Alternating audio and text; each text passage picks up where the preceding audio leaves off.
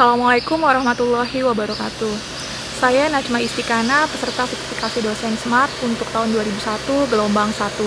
Saya berasal dari jurusan Matematika, Fakultas Matematika dan Ilmu Pengetahuan Alam di Universitas Jenderal Sudirman. Di Universitas Jenderal Sudirman, saya mengampu beberapa mata kuliah di bidang matematika. Kemudian salah satunya untuk di jurusan matematika, saya mengampu mata kuliah metode numerik, mata kuliah pokok saya yang terdiri dari 4 SKS. Mata kuliah tersebut diberikan untuk 2 kali seminggu, dua pertemuan, sehingga setiap pertemuannya terdiri dari 2 SKS. Mata kuliah metode numerik merupakan mata kuliah di bidang matematika terapan yang diberikan kepada mahasiswa untuk semester 5 yang sebelumnya tentu saja sudah pernah menempuh beberapa mata kuliah di semester sebelumnya, yaitu diantaranya adalah mata kuliah persamaan diferensial biasa, algoritma pemrograman, kemudian aljabar linear elementer, dan satunya lagi adalah mata kuliah kalkulus 2. Setelah mengikuti mata kuliah metode numerik satu semester ini, mahasiswa diharapkan dapat mengembangkan pemikiran matematisnya, kemudian mengaplikasikannya baik dengan bantuan piranti lunak maupun tidak dengan bantuan piranti lunak. Selanjutnya juga mahasiswa diharapkan dapat menyelesaikan beberapa persoalan secara matematis menggunakan metode numerik. Selain itu, mahasiswa nantinya di sini akan diberikan tugas proyek sehingga di situ dapat mengukur kemampuan mahasiswa tidak hanya dari segi kognitif saja, tetapi juga dari segi afektif dan psikomotorik. Nanti untuk tugas proyeknya, untuk penilaian diberikan 50%, kemudian nanti ada juga tugas terstruktur individu yang akan diberikan 20%, kemudian kuis akan diberikan juga dalam satu semester ini dengan presentasi adalah 20%, kemudian untuk 10%-nya adalah aktivitas partisipatif, di mana di situ ada penilaian kejujuran, kedisiplinan, dan lain-lain untuk aspek afektifnya. Selanjutnya materi pembelajaran yang diberikan yaitu beberapa antaranya adalah pengantar metode numerik, kemudian hampiran dan galat, interpolasi, turunan dan integrasi numerik, kemudian sistem persamaan linier, dan masalah nilai awal. Metode pembelajaran yang digunakan yaitu PBL atau Project Based Learning. Jadi dalam PBL nanti mahasiswa akan dibagi menjadi beberapa kelompok yang nantinya diharapkan di situ mahasiswa dapat saling bertukar pendapat. Kemudian nanti juga akan ada waktu untuk presentasi di setiap kelompoknya sehingga diharapkan nanti akan terjadi interaksi tidak hanya di antara mahasiswa saja, juga terjadi interaksi antara dosen dan mahasiswa. Kemudian di kelas, nantinya dosen juga akan memberikan beberapa studi kasus yang akan memancing mahasiswa untuk mengungkapkan pendapatnya, sehingga nanti suasana kelas akan lebih hidup. Di situ mahasiswa diminta untuk memberikan komentar atau pendapatnya, sehingga dosen dapat mengukur sejauh mana tingkat pemahaman mahasiswa terhadap materi yang diberikan. Berikut saya sampaikan rekaman pembelajaran yang saya lakukan di melalui Google Meet. Di situ bisa dilihat nanti terjadi interaksi beberapa interaksi antara dosen dan mahasiswa. Nah, kemudian juga saya sertakan juga nantinya materi yang sudah saya upload sebelumnya di YouTube, itu saya sertakan juga dalam video ini. Ya, selamat sore semuanya untuk teman-teman mahasiswa. Ya, untuk pertemuan kali ini kita akan membahas bagaimanakah penyelesaian numerik dalam sistem persamaan linear. Nah, dari judulnya kita nanti akan membahas mengenai sistem persamaan linear. Oleh karena itu, di sini nanti saya ingin melihat ya, kita cek dulu, kita review dulu, apakah kalian masih ingat ya. Kalau saya punya ada beberapa di sini, ada beberapa persamaan dari A sampai F ya. Nah, menurut kalian itu yang termasuk kategori persamaan linear itu yang mana saja? Dari A sampai F. Yang termasuk kategori persamaan linear itu yang mana aja? Berdasarkan ingatan kalian mengenai persamaan linear. Apakah A termasuk? Ya? Gimana Mbak Sri? Yang A, Bu. Yang A termasuk persamaan linier. Oke. Terus kemudian yang B? Yang B bukan. Yang B bukan. Alasannya? Karena di situ X1 pangkatnya -2. X1 pangkatnya min 2. Oke, yang ini bukan. Terus kemudian yang C? Bukan, Bu. Bukan juga. Alasannya apa, Mbak? Siapa ini? Ya, silakan, Mbak. Alasannya apa? Ada dua variabel yaitu X1 dan X3, Ibu. Ada dua variabel yaitu X1 dan X3. Ya, kemudian apalagi yang D? Bersama linear atau bukan? Bukan, Bu.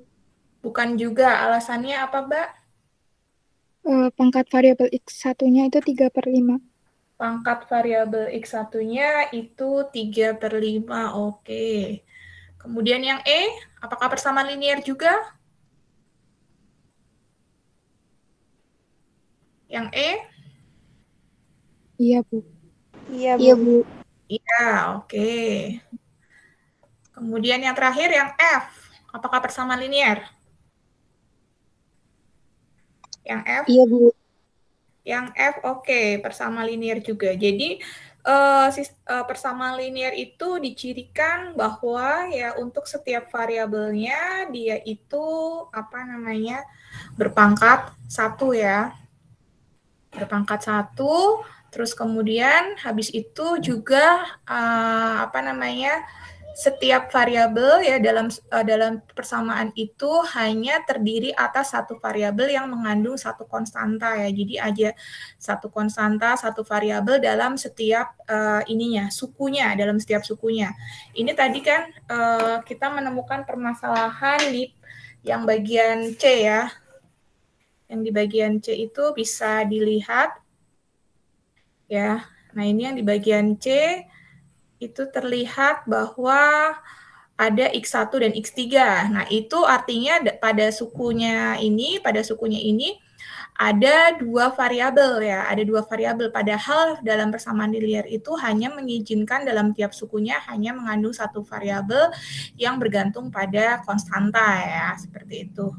Nah, kemudian ini selanjutnya, kalau saya punya K merupakan konstanta di sini ya, maka nanti ya dari persamaan berikut manakah yang termasuk kategori persamaan linear? Yang A, apakah dia masuk persamaan linear atau bukan? Untuk yang A, X1 min X2 plus X3 sama dengan sin K. Apakah persamaan linear? Iya, Bu. Iya, oke Mbak Anissa. Jangan ragu-ragu ya Mbak, yang kenceng aja suaranya. Ya, A persamaan linear. Kemudian yang B, apakah dia persamaan linear? Jangan terjebak dengan K-nya. Iya, Bu. Oke, yang B iya. Kemudian yang C, apakah dia juga persamaan linear? Iya, Bu. Iya, Juga, Bu. Iya, Bu. Ya, oke. Nggak masalah ya, berarti untuk persamaan linear sudah ingat. Lah nanti kalau dalam beberapa persamaan linear itu bergabung, maka nanti kita sebut sebagai sistem persamaan linear ya. Jadi di sini persyaratannya adalah setiap variabelnya itu berpangkat 1 dan dalam setiap sukunya itu hanya ada satu variabel yang bergantung pada satu konstanta ya dalam setiap sukunya. Itu untuk persamaan linear. Nah, berikutnya kalau seandainya kalian misalkan di sini kan kita punya sistem persamaan ya, sistem n persamaan dengan n bilangan tak diketahui, maka nanti kita perlu mencari penyelesaiannya. Nah, selama ini bentuk umum persamaan linear yang sudah sering kalian lihat, ya enggak? Ya, jadi bentuknya adalah seperti ini, bisa terlihat di situ ya. Ini kalian lihat. Jadi setiap sukunya ya X1, X2, nah itu tidak ada yang X1 kali X2 seperti itu tadi. Jadi setiap sukunya hanya ada satu variabel saja ya dalam setiap sukunya. Oke. Nah, kemudian kalau saya punya persamaan seperti ini,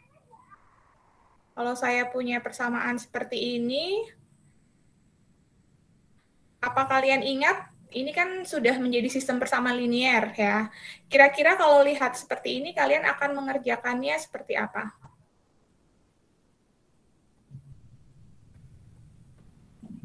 Gunain metodenya, Bu. Metodenya. Yang berkaitan dengan matematik. Ya. Metodenya diapakan? Gauss-Jordan. Gauss-Jordan, oke Mas Rido. Apalagi Mas? Kramer. Kramer, terus? Eliminasi. Eliminasi, oke. Eliminasi, substitusi itu zaman SMA ya, Pak SMP ya? SMA, Bu. SMA ya. Ya, kalau di ALE dapatnya apa? Kalau di OBE. ALE, Ibu. apa Mbak? Ya, Mas Rido tadi Mbak siapa satunya OBE. lagi? OBE. Ibu. Ya. Oke, nah ini kalau misalkan kalian kerjakan baik secara OBE maupun secara Gauss-Jordan, itu kan nanti kalian bentuk dulu ya dalam bentuk matrik kan. Ini kalian bentuk ya, jadi persamaan ini. Nah, kemudian habis itu bisa kalian, saya yakin kalian masih ingat ya, kalau sudah seperti ini berarti nanti kalian mengubah ininya dulu ya, apa namanya, baris pertama ini ya, baris pertamanya ini ya. Ini baris pertama sudah 1, berarti kan tidak masalah ya. Selanjutnya berarti kalian tinggal menolkan yang 1 kolom ya, 1 kolom dengan ini ya. Itu kalian nolkan. Nah, bagaimana caranya? Ya, caranya adalah seperti ini. Kalian bisa melihat ya, jadi baris kedua dari persamaan C2 itu dikali dengan elemen pertama dari persamaan 1A, sehingga nantinya kita punya, nah ini kolom pertama sudah menghasilkan 100 ya, itu kolom pertama. Nah, kemudian berikutnya tujuan kita adalah untuk di kolom kedua. Nah, kolom kedua ini kita buat yang apa namanya, baris kedua kolom keduanya adalah 1 ya. Itu operasinya yang tadi kalian gunakan, operasi baris elementer seperti yang tadi Mas Muhammad Ridho ya. Nah, berikutnya kalau sudah berarti yang selanjutnya ini kita buat seperti ini ya. Berarti ya, kita nolkan ya, kita nolkan. Nah, kalau sudah kita nolkan berarti kita membentuk sudah menjadi kolom keduanya sudah oke. Nah, tujuan kita adalah tinggal yang nah ini ya. Ya, yang terakhir itu supaya jadi 1 maka dibagi negatif 52. Maka berikutnya adalah yang ini ya. Nah, itu bagaimana caranya supaya dia menjadi 0. Nah, kalau sudah, nah ini sudah jadi matrik identitas ya. Matrik identitas, maka nanti kita mendapatkan X sama dengan 3, Y sama dengan 1, dan Z-nya ini sama dengan 2. Ya, untuk operasinya saya yakin ini masih ingat semuanya kan? Masih, Bu. Masih, Ya. Bu. Oke, ya itu jadi yang dari ALE-nya masih dipakai semuanya ya. Apa namanya, kuliah kalian yang sudah sebelumnya di semester sebelumnya itu aljabar linear ini kepakai semua di metode numerik. Nah, kemudian dengan permasalahan ini ternyata ya kita tidak hanya bisa artinya kita bisa menyelesaikannya tidak secara analit aja, tapi kita juga bisa menyelesaikannya secara numerik ya. Nah, secara numerik ini bisa kita kerjakan melalui aturan Kramer, kemudian bisa naik Gauss elimination, kemudian bisa juga Gauss-Jordan elimination. Nah, tadi sudah ada yang menyinggung aturan Kramer. Nah, menurut ingatan kalian mengenai aturan Kramer itu sendiri, yang diingat apa? Tadi ada yang sudah menyebut aturan Kramer.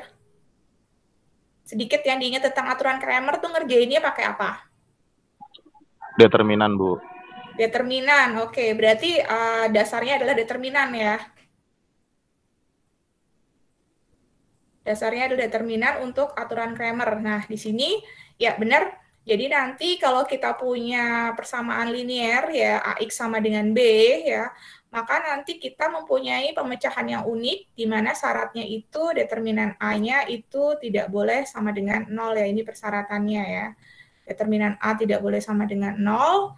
Sehingga nanti kita punya X1, X2, X3, sampai Xn, itu adalah hasil bagi dari determinan setiap, apa namanya, nanti kita akan membentuk matrik baru lagi, yaitu matrik A1, A2, AN.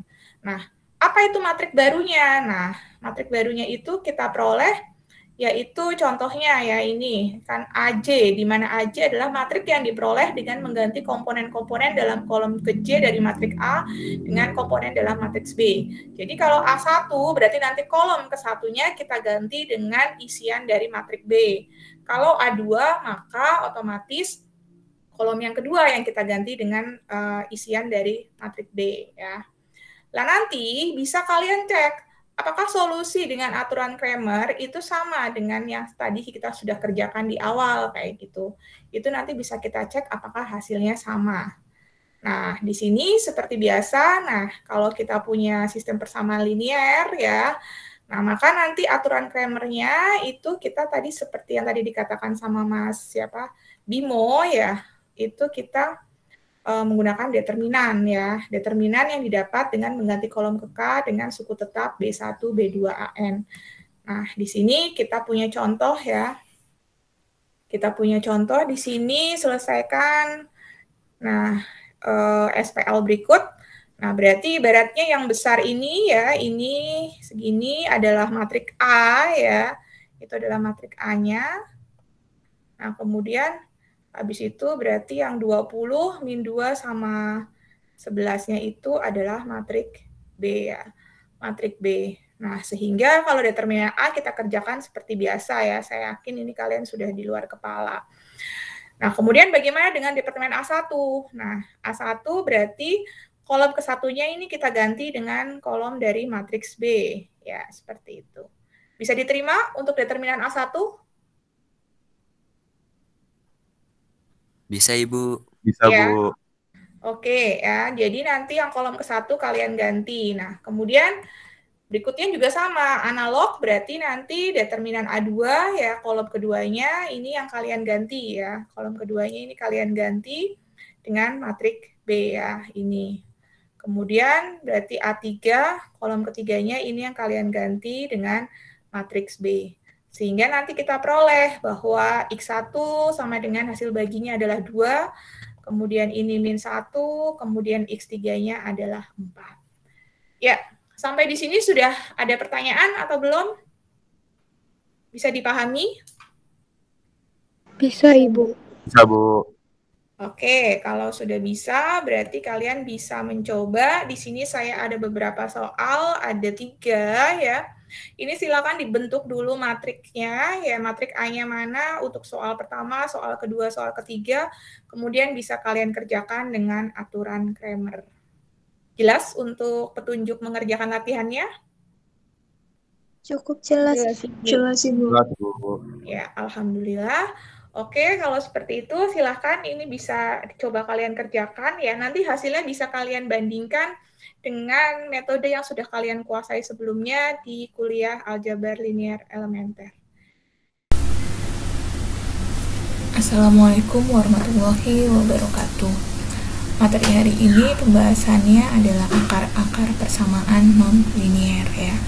Seperti yang sudah kita ketahui, persamaan yang ada itu tidak hanya bentuk persamaan linear saja, tapi banyak sekali kita jumpai persamaan non-linear dalam berbagai bidang ya. Nah, kemudian kita biasanya untuk mencari akar-akarnya itu fungsi fx-nya kita mencari nilai x yang memenuhi fx sama dengan 0. Pertama, di sini akan didefinisikan akar suatu persamaan dan membuat 0 fungsi. Misalkan fx adalah suatu fungsi kontinu dengan setiap bilangan r pada domain f yang memenuhi fr menjadi sama dengan 0, maka dia disebut sebagai akar persamaan fx sama dengan 0 atau juga disebut dengan pembuat 0 fungsi fx. Maka r itu sering kita sebut sebagai akar fungsi fx ya. Jadi selanjutnya kita menggunakan lambang r sebagai akar-akar fungsinya. Nah, untuk persamaan non-linear, contohnya kita punya 2x kuadrat plus 5x min 3 sama dengan 0. Ini apabila kita kerjakan dengan metode yang biasa, bisa kita faktorkan sehingga ketemu bahwa 2x min 1 kali x plus 3 sama dengan 0, sehingga R1 sama dengan 0,5, kemudian R2 sama dengan negatif 3. Akan tetapi, terkadang kita tidak bisa langsung untuk memfaktorkannya ya. Kita harus menggunakan rumus ABC yang kita ketahui, yaitu rumus ABC-nya adalah X1, X2 sama dengan min B plus minus B kuadrat minus 4AC per 2A. Kemudian padahal kita tahu bahwa yang kita temui nanti tidak hanya untuk persamaan polinomial berderajat lebih dari 2, sehingga itu akan sulit dicari penyelesaiannya secara eksplisit, sehingga kita perlu melakukan penyelesaian numeris yang nanti akan memperoleh hasil yang mendekati nilai eksaknya. Nah, bagaimana tersebut? Di sini metode pencarian akar itu kita kelompokkan menjadi 2 golongan besar, yaitu metode tertutup dan metode terbuka. Tertutup ini kita akan bekerja dalam selang tertutup ya, selang tertutup A, B ya. Itu di situ kita bisa lihat bentuknya adalah kurung siku A, B dengan berisi minimal 1 buah akar pada selang tersebut, sehingga nanti dengan metode iteratif maka nanti dia akan konvergen menuju akarnya. Karena dia akan konvergen menuju akarnya, maka metode ini dikatakan sebagai metode konvergen. Jenis metode tertutup ada beberapa, yaitu metode grafis, metode setengah interval, atau yang kita kenal kadang-kadang sebagai metode bagi 2, kemudian metode regular falsi atau metode posisi palsu. Nah, nanti yang akan kita bahas adalah metode setengah interval atau bagi 2 dan metode regular falsi. Bahasan yang pertama yaitu metode setengah interval, itu ada beberapa langkah. Di sini kita harus menentukan nilai A dan B, AB yang dalam bentuk interval, sehingga nantinya wajib bahwa nilai dari FA kali FB atau Fx1 kali Fx2 itu haruslah kurang dari 0. Apabila dia belum kurang dari 0, maka kita harus mencari titik lain lagi yang memenuhi persyaratan bahwa perkalian antara pemetaan keduanya itu harus kurang dari 0. Apabila sudah memenuhi, maka kita menghitung X3-nya dengan rumus X1 plus X2 dibagi 2. Itulah kenapa kita mengatakan ini dengan metode bagi 2, karena intervalnya itu kita bagi 2 atau kita paruh, maka kita katakan dengan setengah interval. Kalau sudah ketemu Fx3-nya kita hitung, nah apakah dia positif atau negatif. Nah, kemudian kita pasangkan, kalau dia positif, maka kita cari X1 dan X2 yang negatif ya. Sehingga nanti tentu saja perkalian antara pemetaannya itu memenuhi kurang dari 0. Kemudian apabila dia negatif, maka cari pasangannya berarti yang positif. Selanjutnya kita hitung X4-nya tentu saja dengan rumus seandainya yang memenuhi adalah Fx3 dan Fx1, maka kita pakai X3 plus X1 dibagi 2. Atau kalau yang memenuhi adalah Fx3 dengan Fx2, maka kita pakai X3 plus X2 kurang dari 2. Begitu seterusnya apakah dia negatif atau positif, sehingga kita lanjut sampai diperoleh akar-akarnya. Dengan demikian, supaya lebih jelas, di sini ada contoh kita punya fungsi Fx sama dengan X pangkat 3 min X min 2 sama dengan 0. Nah, di sini dipilih akar-akarnya berada di antara 1 sampai 2, tetapi tentu saja harus kita cek apakah F1 kali F2 kurang dari 0. Kalau dia memenuhi, maka kita lanjutkan dengan menghitung X3-nya sehingga diperoleh 1,5. Selanjutnya 1,5 kita masukkan ke dalam fungsi X3 min X min 2, itu ketemu min 0,125. Karena negatif berarti kita cari pasangannya yang positif, dan yang positif itu berarti ketemunya di F2 itu tadi sama dengan 4, sehingga pasangannya adalah F2 dan F3. Jadi 1,75. Dan seterusnya kita lanjut, di sini saya lanjutkan sampai X6 ketemu 1,5625. X6, Xn berarti itu sebanyak 6 iterasi. Nah, kekonvergenan metode setengah interval itu akan berhenti kapan? Mungkin akan timbul pertanyaan seperti itu. Nah, apabila kita menghitung galat ya, itu R adalah nilai sebenarnya, kemudian Xn itu adalah nilai akar yang kita peroleh dari iterasi ke N, maka itu haruslah kurang dari sama dengan B0 min A0 adalah kedua titik pertama yang kita ambil dibagi 2 pangkat N plus 1. Di sini andai kata saya punya contoh bahwa titik pertama yang diambil adalah 0,1 dan 1, dan kita punya persyaratan bahwa galatnya haruslah kurang dari 10 pangkat min 8 per 2, maka selanjutnya dengan persamaan di atas kita masukkan 1 dikurangi 0,1 dibagi 2 pangkat N plus 1 kurang dari sama dengan 10 pangkat min 8 per 2. Kemudian 0,9 kali 10 pangkat 8 berarti kurang dari sama dengan 2 pangkat N.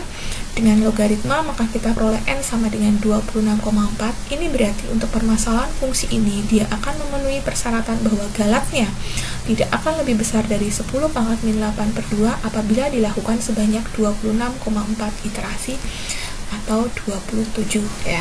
Nah, berarti kita di sini nanti metode setengah interval itu akan memiliki sifat bahwa semakin kecil interval yang kita lakukan, yang kita buat, maka nanti semakin kecil pula errornya, dan semakin banyak iterasi yang kita lakukan, maka akan semakin kecil galatnya.